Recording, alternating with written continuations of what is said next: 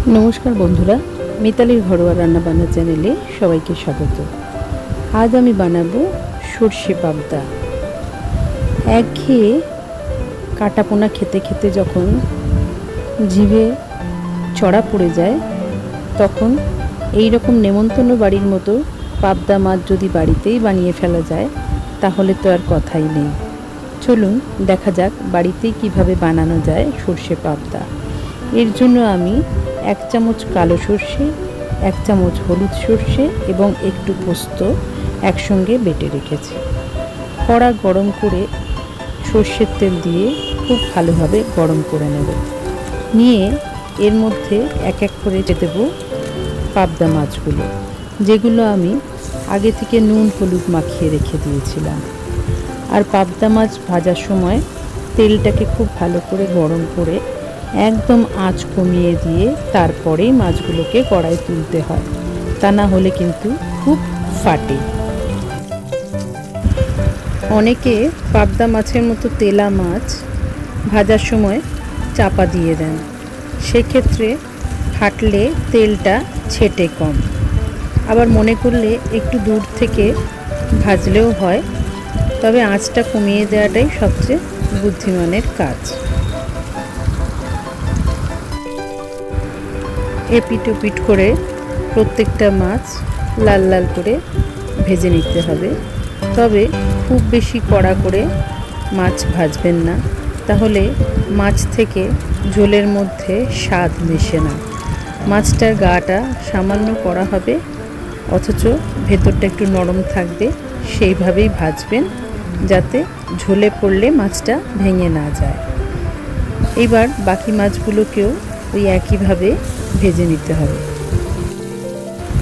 আমার এই রান্নাটা যদি আপনাদের ভালো লেগে থাকে বন্ধুরা, তাহলে আমার চ্যানেলটাকে সাবস্ক্রাইব করে নেবেন আর বেল আইকনটাকে সবার আগে প্রেস করে দেবেন যাতে সব নোটিফিকেশন আপনার কাছে সবার আগে যায়।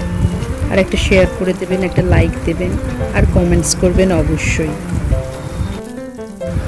ব্যাস মাছগুলো দু পিঠ লাল লাল করে ভাজা হয়ে গেছে। এগুলো তুলে নেওয়ার পর ওই একই তেলে ফোড়ন হিসেবে দিয়ে দেব সামান্য কালো জিরে।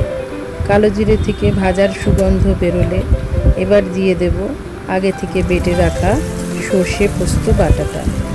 সর্ষে পোস্ত বাটাটা তেলের মধ্যে দিয়ে সমানে নাড়তে হবে যাতে পোস্তটা কড়ার তলায় লেগে না যায়।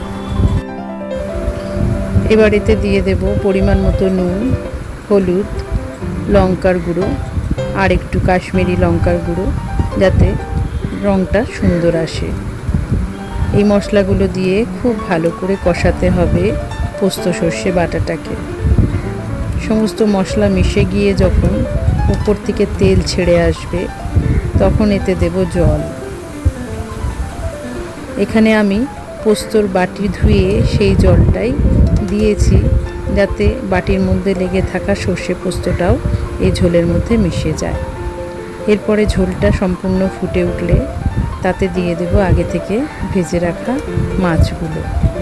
মাছগুলো দিয়ে সামান্য ফুটে উঠলে দেব দুখানা কাঁচা লঙ্কা, তার মধ্যে একখানা আমি একটু ফাটিয়েও দিলাম যাতে লঙ্কার গন্ধটা এতে যায়। এবারে একটু চাপা দিয়ে দেব আঁচটাকে কমিয়ে যাতে মাছটা নরম হয়ে যায় আর ঝোলটাও মাছের মধ্যে ঢুকে গিয়ে স্বাদটা বাড়ে।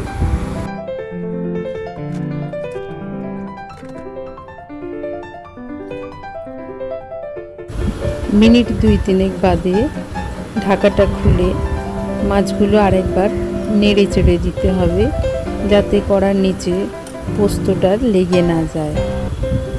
আবার একটুখানি চাপা দিয়ে দিতে হবে যাতে জলটা কমে গিয়ে ঝোলটা মরে আসে এবং মাছগুলো আরও সুসেদ্ধ হয়।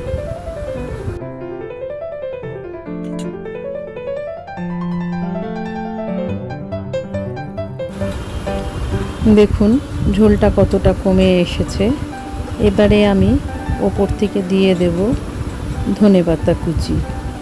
এটা সম্পূর্ণ অপশনাল, ইচ্ছে করলে দিতে পারেন বা নাও দিতে পারেন, তবে সর্ষে বাটার ঝোলে ধনেপাতাটা দিলে সবসময় ভালো লাগে।